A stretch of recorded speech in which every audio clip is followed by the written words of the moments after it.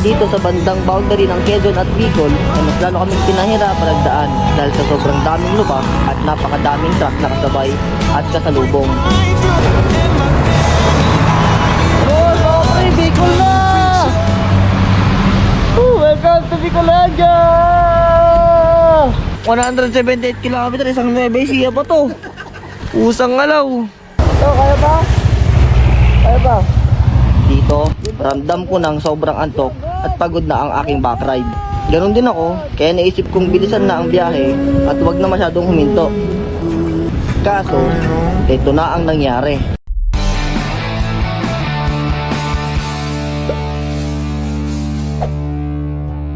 Sa hindi inaasahan ay nabura ang mga footage ng intro ko sa vlog na ito. Kaya dito ko na lang muna sisimulan ang Bicol ride na ito.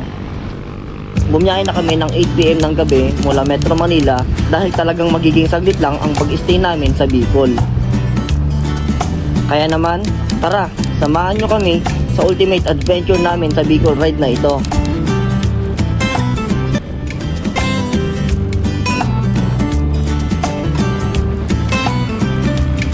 You better turn to the other side. If you stay right here, I might move my hand to your face. It's been a long and tiresome day. I've been waiting to come home and give you everything that I have. Now we could stay away. Inabot pa nga namin ang matinding traffic dito banda sa may Pasig at Ortigas. Watch as the sun rises, I'll fall asleep instead. This is how it ought to be. Every day should be like a hovering cloud. When it's only you and me, no one else can bother us to step on our feet. Oh no, step on our feet.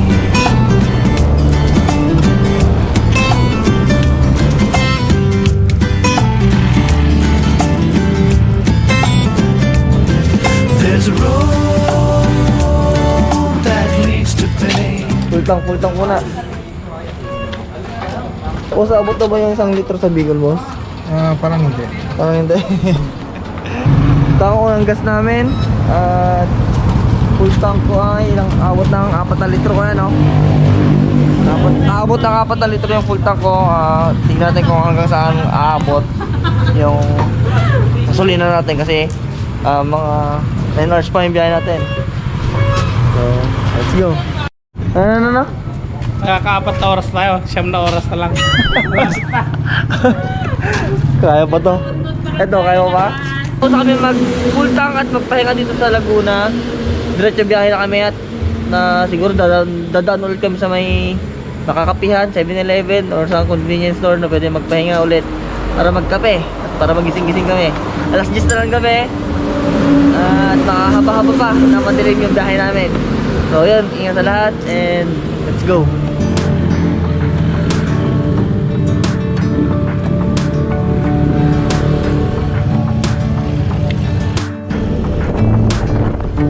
Driving, you're smiling, just really doing nothing. That's the thing I like about you. On the highway, it's our way, Route 66, and we keep on driving. We just do what we wanna do. Yeah, no, nothing's complicated with you. Sa ano, diba? Sa hulugan. Gusto na. So, stop over muna kami dito mga friends, 7-Eleven, part ng Louisiana, Laguna. At talagang inabutan na kami ng ulan dito, kaya napa-raincoat na rin kami. Tama rin papatuloy ng ulan, magkakape muna kami, merienda, or yun. Kuha muna kami energy dito, tapos mamaya banat ulit. Yan siya. Boss Jess! Sir Robert. Pahinga muna kami ito. Tapos, kain na ulit. Bili muna kami dito ng kape. With coffee or what. Ano sa'yo kaya? Kape? Kape din ako. Napunta ko sa'yo.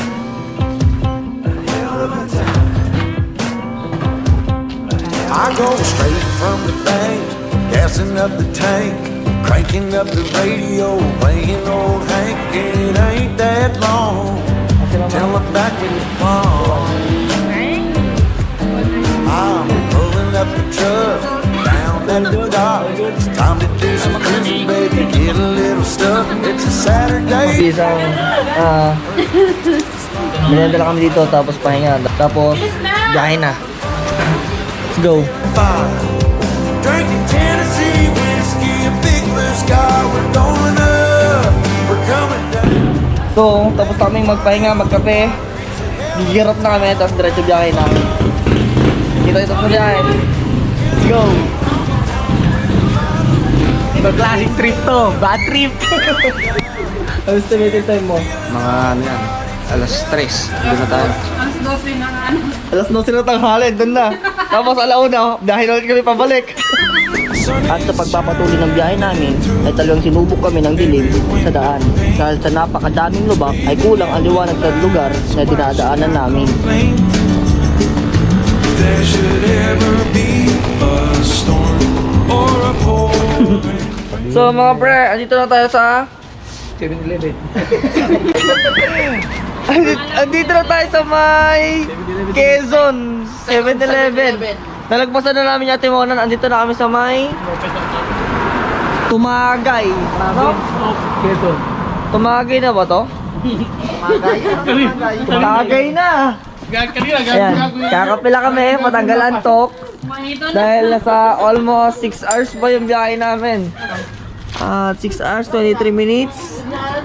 269 kilometers pa mga pre, medyo mahaba-haba pa to. At alas 2 na ng umaga, grabe. Dilim, ang daming lubak. At grabe, sobrang extreme na adventure na to. Pero gano'n pa man, hinga lang kami, kape, renta, audition ulit, dahil na. At makahanap ng hotel doon sa may pupuntahan natin. Musta ka? Kaya pa? Kaya pa? We'll look out through the window pane where the sun will shine again. Ay, alas 2 na madaling araw mga pre, big bite muna. Ano yung mata ko kanina? Sana yung mata ko kanina, nag-zoom na. Sinakaya talaga, so papatagal to ako. Big bite muna, para sa madaling araw na biyahe. Grabe, point pa ako na ito ha. Sana makarating kami na naman sa maaga. And a little apple tree. Ano masasabi mo?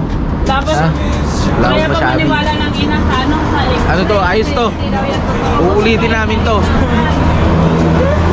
Ano masasabi mo sa mga hindi nakasama? Mahihina nila lang. Sleep well, no? Wala namang Sa mga hindi nakasama, sleep well. Ano nga?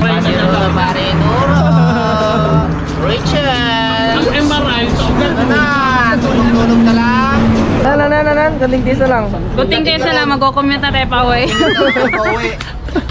Commute na to pag di kinaya. So mga bre, tapos na tayo magkape, magpahinga at magmerenda dito sa 7-Eleven. Part ng Quezon to, o sa may Tumagay ba yan? At diretso biyahe na kami. Siguro next stop namin is Bicol na, sa may boundary siguro. So yun, kita-kita tayo sa daan. Let's go! Jump into the car on a Friday night. I wanna drive with you. Looking for a bar in the nearest town. I've never seen a sky so blue. We don't ever play it and the night is young. It doesn't matter what we do. There ain't nobody like. There ain't nobody like. You look so Dahil sa pagod at puyat, ay nag-decide kaming magpahinga na lang muna so sa isang gas lucky station to be dito banda sa Quezon. So mga pre, dito kami ngayon sa Uno Fuel, bandang I think boundary na ng Quezon at Bicol to. Hindi ko na kaya talaga, nag-zoom-zoom na yung paningin ko. Yeah, thank you dito. Powered up muna kami dito. Sama sila, Yakulas, at ang everyone. Naka guys, it's already ano oras na? Alas 4 na. Alas 4 na mga pre. At talagang hindi na kaya. Hindi na rin kaya na backride ko. Kaya mas safe pa rin na magkaroon pa rin na extra energy. Kapag recharge ban lang. Bicol na ba tayo, kuya? Wala pa pala sa Bicol. 5 hours pa. 5 hours and 4 minutes pa. 224 kilometers pa ang tatakbuhin namin. Ganun katindi tong trip na to mga pre. So, yan. Warm up muna. For 3:55 AM. Siguro, alas kami dito mga 4:10, 4:20. Ito na yun. Tight.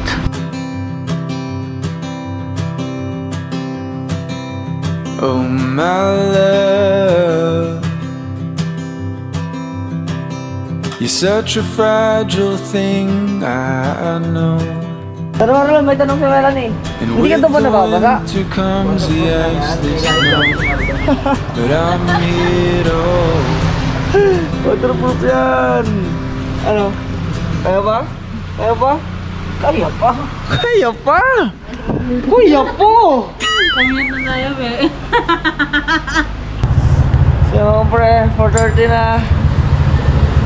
Naka-power nap at naka-idlip na. Ngayon, diretso biyahe na kami. Ano? Tulog na. Tulog yung isa dyan. Gayak na, tapos biyahe na ulit. Ay.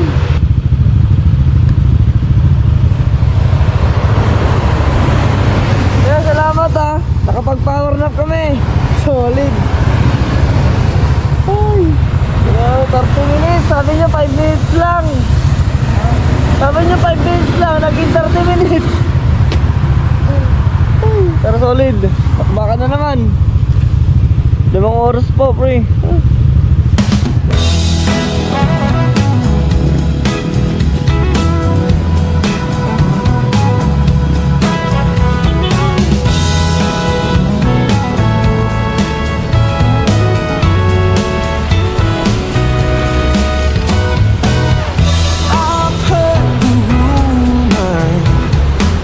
I've heard the talk on the town. They say you're alone now. They say that you ain't sound. But I don't believe any of that. I've got a whole nother view. Yeah, I think there's a treasure waiting for someone to prove himself worthy or true.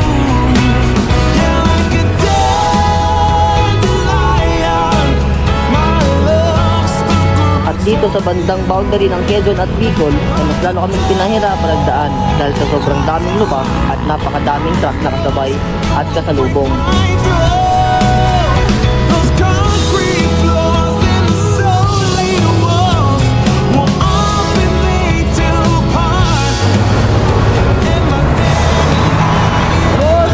Bicol na! Welcome to Bicolandia! Edo's Ride! Grabe, extreme adventure na to. Pero hindi pa dito nagtatapos ang ating biyahe dahil may ruta pa kami susundan papunta dun sa matutulugan namin ngayong umaga na. Mag-alasing ko na mga pre, so picture na kami dito, then let's go. So tapos na kami mag-picture dito mga pre. Diretso biyahe na rin kami dahil mahigit 5 oras pa to or 4 na oras pa yung biyahe namin na papunta doon sa pupuntahan namin. Kaya yun, kita tayo sa biyahe. Umaga na, nasa biyahe pa. Nasa kalsada pa ang mga inabutan na nga kami ng liwanag dito pa lang sa bungad ng Bicol. Pero napakahaba pa ng aming lalakbayin. Pahinga muna ulit kami. Antok ka na? Tibay nga nung nakakatulog. Antok na kami. Pero ito baka isang 178 km, isang Nueva Ecija pa to. Usang ngalaw. Mamaya check up pa ng gulong. Simula pa lang ng biyahe. Parang may kabig na nga yung gulong. Pero ang kagandahan niya, may liwanag na. Kaya kahit pa paano, mas mapapadali. Makaldag lang talaga. Kagandahan yan, makakapagpalipad na rin tayo sa mga stopover natin. So, yan, exit mo na. Let's go. So, biyahe na ulit kami mga pre. Kunti na lang to. Sabay, matutulog kami pagkarating doon. Natutuluyan na ang Kilatilin. Kano na pala tuloy? So, kitulog muna kami sa tinda ni Kuya Kalas, sila Ate Len. So, kahit konting pahinga lang muna. Buhay na buhay pa rin! Go, Bicol! Ano para sa amin, ha? Dalawang pahinga na lang. So, kaya ba? Kaya ba? Dito, ramdam ko ng sobrang antok at pagod na ang aking back ride. Ganon din ako, kaya naisip kong bilisan na ang biyahe at wag na masyadong huminto.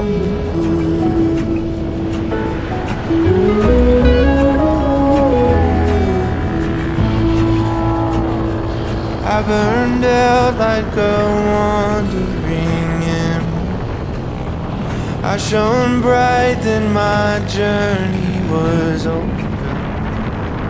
What I sought when I ran was back where I began. No matter the rain, no matter the storm, I'm coming home. Kaso, ito na ang nangyari. Leave open the gate, don't turn off the light. Yung mga pre, stop over na naman kami dito sa may kainan. Bandang anong part na to? Sa may part ng Bicol.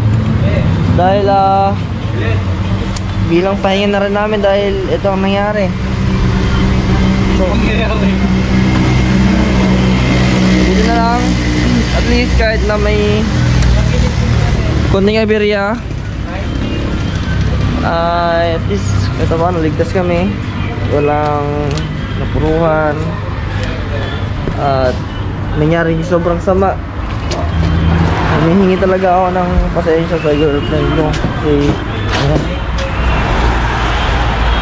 maligo kasi pinilit ko pa kahit na inaantok na ako. Pinilit ko mag-drive hanggang sa ayun na, non-conscious na ako kanina habang nagka-drive. Paggising ko, ayun na, nakapulagtaan na kami. Buti na lang at thank you Lord sa another second life tsaka sa pagliligtas mo sa amin. Buti na lang, doon sila Kuya Kalas. Si Kuya Kalas yung bumakap sa amin bilang siya yung umaalala sa akin kanina sa likod. At ayun, siguro papahinga muna kami dun sa pupuntahan namin bago kami dumala dito at i-enjoy yung buong Bicol. Ganun pa man ang nangyari, stick to the plan, mag-enjoy tayo dito at i-explore natin yung buong Kabikulan hanggang sa ating makakaya mga bre. Sa ngayon, yun, thanks God sa second life. Ngayon ka nasubukan ng Axor. Ayan, New Year na. ayan yung galos ng Axor after my accident. Ayan, kung wala ang Axor helmet sa ulo ko, siguro basag na to. Axor lang malakas, the best. Salamat sa Axor. And ayun, ride safe sa lahat. Lesson to sa akin na huwag nyo na ipilitin kapag inaantok kayo. So ayun, makaalis na kami maya maya, gear up lang. And yun, let's go. Bago pa umulan. So yung mga friend, dito na tayo ngayon sa Bicol, sa Barangay Alnay. At makikituloy muna tayo sa bahay na pinsan ni Kuya Kalas para magpahinga at makabawi na lakas. Then mamayang hapon siguro makagala tayo, makapunta sa some spot na pwedeng puntahan malapit dito para hindi sayang oras. And ayun, thanks God kasi nakarating kami ng kahit paano safe, kompleto pa rin. Kahit namin nangyari hindi inaasahan. Siguro dito ko muna tatapusin tong part ng Bicol ride namin. And see you na lang sa part 2. Let's go. Hanggang sa muli. Paalam. And you're taking me high. Ain't nobody like you. I'm not coming. So, mga friends, mag-aalis kami.